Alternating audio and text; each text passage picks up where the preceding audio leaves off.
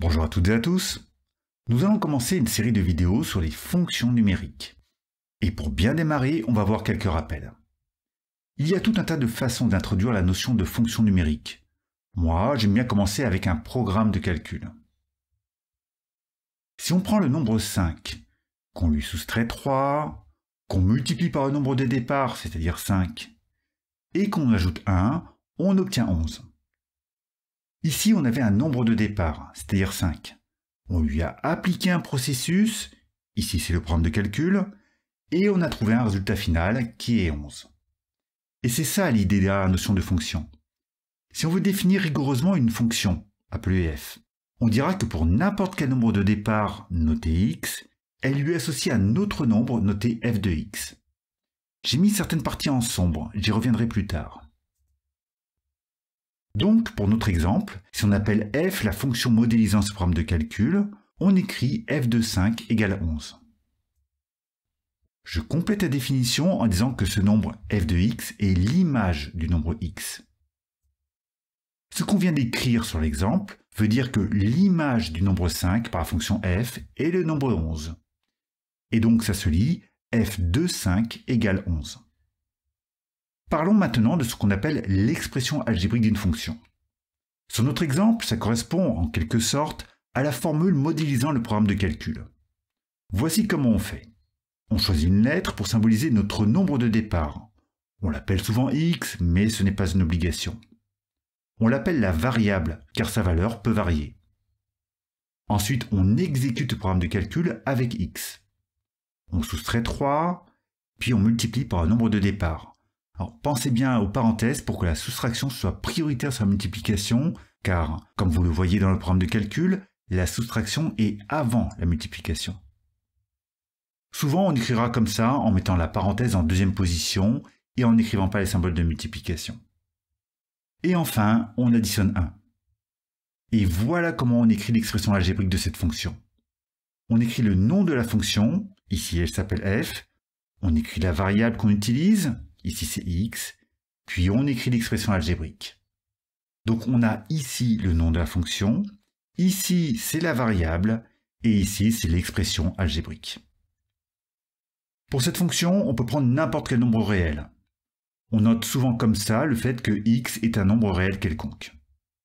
On appelle ça l'ensemble de définitions de la fonction. Or, ça dépend des fonctions. Par exemple, pour cette fonction g, vu qu'on ne peut pas diviser par 0, l'ensemble de définitions comporte tous les nombres réels sauf 0. Ça s'écrit comme ça avec un astérisque au-dessus du r.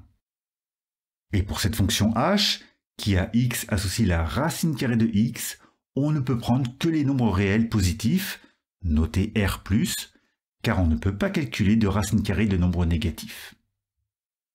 Et donc voilà la définition complète. La variable x peut prendre n'importe quelle valeur, mais dans une partie des nombres réels. Comme on l'a vu dans les exemples, ça dépend des fonctions. Très souvent, cet ensemble de définitions sera précisé dans les exercices. Allez, on avance avec cette notion de fonction. On commence par un mot de vocabulaire supplémentaire. On a déjà vu que cette notation veut dire que l'image du nombre 5 par la fonction f est 11. Mais on a aussi un mot pour désigner le fait qu'à l'origine de 11, on a 5. On appelle cela un antécédent. Et je dis bien un antécédent, car il peut y avoir plusieurs nombres dont l'image est 11. Voyons maintenant ce qu'on appelle un tableau de valeurs.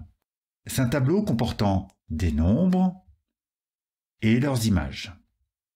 Je montre comment on le remplit, par exemple, pour l'image de 4.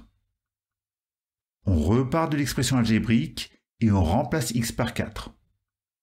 On n'a plus qu'à faire le calcul. 4 moins 3, ça fait 1. 4 fois 1, ça fait 4. Et 4 plus 1, ça fait 5. C'est comme ça qu'on obtient toutes les images sur la deuxième ligne de ce tableau. À noter que beaucoup de calculatrices permettent d'obtenir ce genre de tableau rapidement. À partir d'un tel tableau, on peut faire une représentation graphique. Pour cela, on commence par tracer un repère constitué de deux axes gradués.